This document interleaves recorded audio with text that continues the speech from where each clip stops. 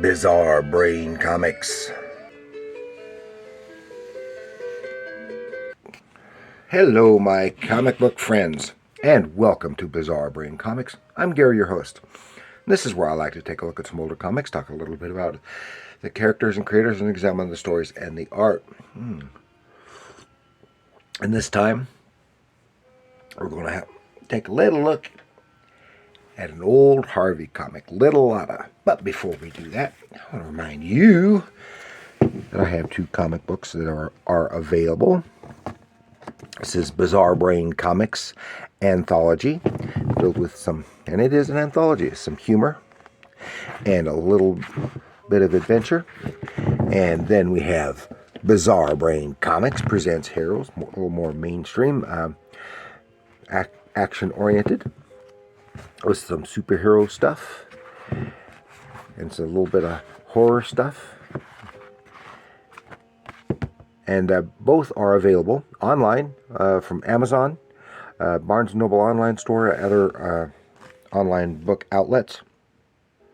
Or the easiest way is probably just to Google the titles, and you can get a link to a seller there. $7.99 each. And I thank everyone who's got their copy so far. Okay, now we're going to talk. Wanted to take a little look here.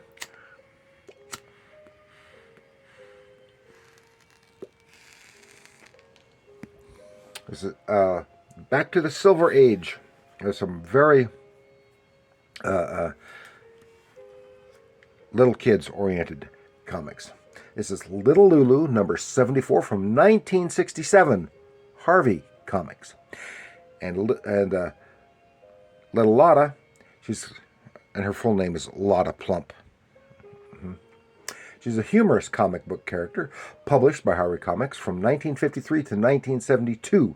One of the many child-friendly comics, or child-oriented, I should say, comics with which Harvey produced, and one of the better-known female characters. They had a bunch of them. Had, of course, Little Lotta, Little Lulu, Little Audrey, Little Dot, and all those other littles were little. But Little Lotta is a contradiction in terms, because there's a lot of Lotta. She was known for having an insatiable appetite and being an unusually large girl who was unusually strong. And her primary creators during the years of her publication were writers Warren Kramer, is that Kramer or Kramer, and Howard Post, and artists Sid Cauchy and Dom Saleo. She first appeared in Little Dot in 1953 as a backup feature. Unfortunately, this feature was built largely on fat jokes and body shaming. Although her title was canceled, she continued as a Richie Rich backup until 1982 with the demise of the Harvey line. And yeah, but it's not all fat jokes.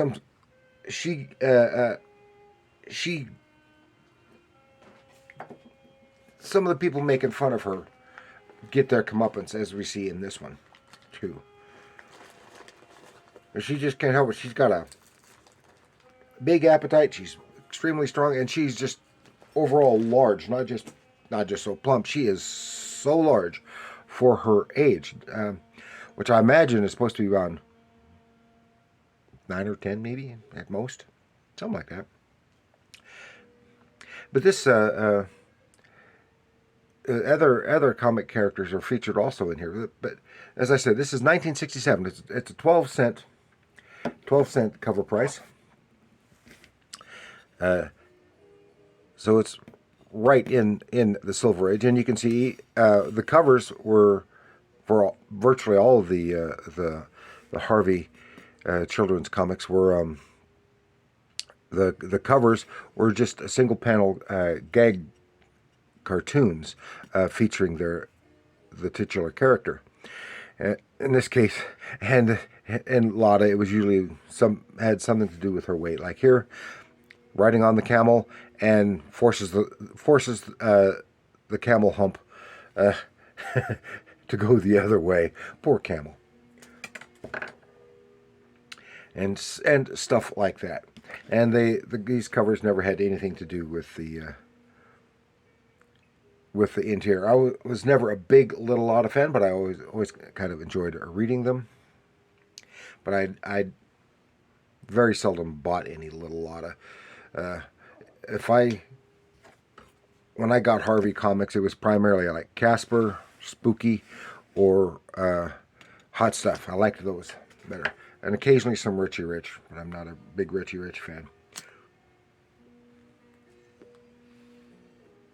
So, here, let's take a look. I have to say, of course, the art style is the house, the Harvey house style. Remember, at this time, artist Ernie Colon was working at Harvey, and I guess he primarily did like Casper and stuff, but Casper and Richie Rich. But he probably did a lot of other things as well. And I have to say about the art in these cartoonists were very slick, very professional, and even though it's using the house style, they're very, very good at the way they do it. They're minimalist, the minimalist style, just the bare minimum of detail needed for telling the story, and very consistent on both the line work and the consistency of the figures. And I would almost say that this was an Ernie Colon page here, this first one, which is a single page gag, but I don't know that. It just makes me think Ernie Colon so much. And of course, this is a single page gag. Lotta making her fixing her lunch to take with her wherever she's going.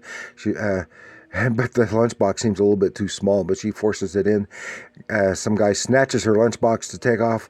He opens the lunchbox, and a coconut comes spoing out and knocking him out because she wanted some fruit, and all she had was a coconut, and she had to force it into there so it come popping out.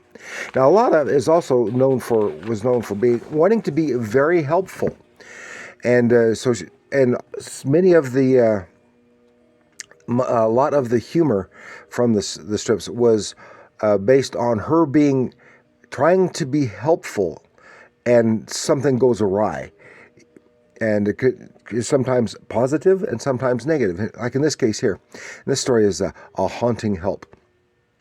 Lotta's dad is into real estate, and I guess he buys and sells property, fixes stuff up, stuff like that, just general real estate stuff.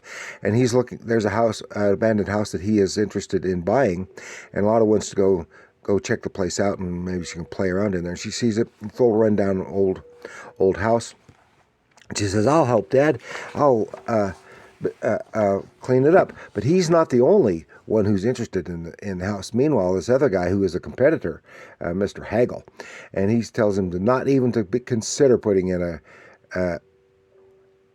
think about getting that house, because I'm putting in a much larger offer, so I'll definitely get it. So, okay, and he rushes over. He wants to check the house out. Meanwhile, of course, Lotta's there, and she says, "Oh, it's all filthy," and she starts cleaning stuff up, and the guy think he'll just take another look at the house, and then he got the the sheets snapping out the window at him. And go, "What the heck?"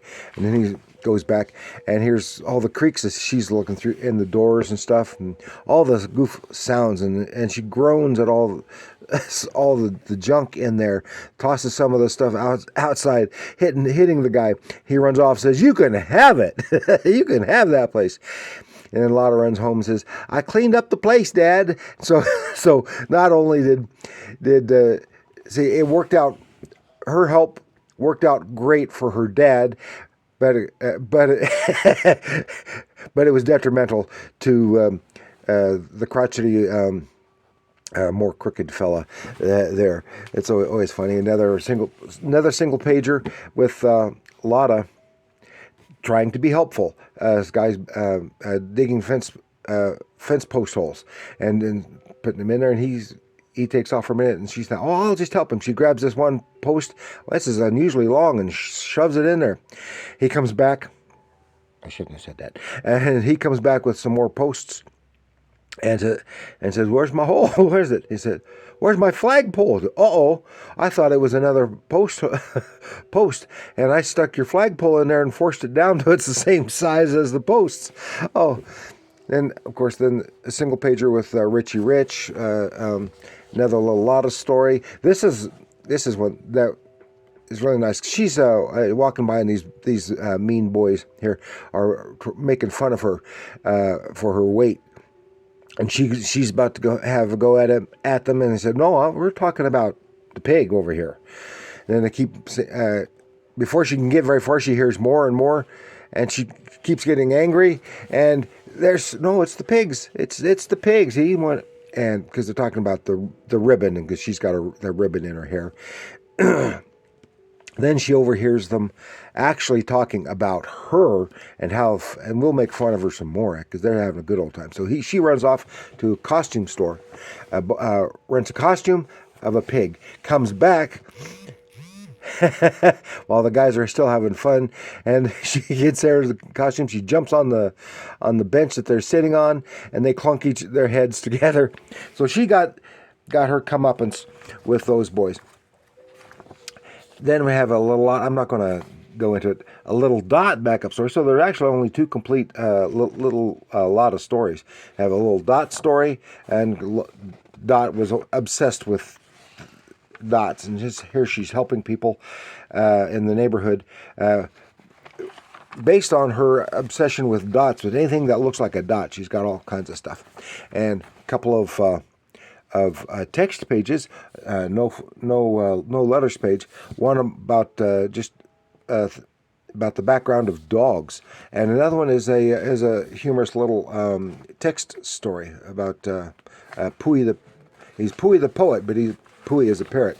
And then Richie Rich story, playing hide and seek in his mansion with a couple of his friends because it's raining and too wet outside. But the mansion is so big, it hinders their hide and seek play. And so that's all I have to share with you about Little Lotta from Harvey Comics, 67. Thank you for joining me. Please like, share, subscribe. Leave your comments down below. Are you a Harvey fan or a Lotta fan, or do you just despise all these kiddie books? Let me know in the comments below. And remember, comics are art.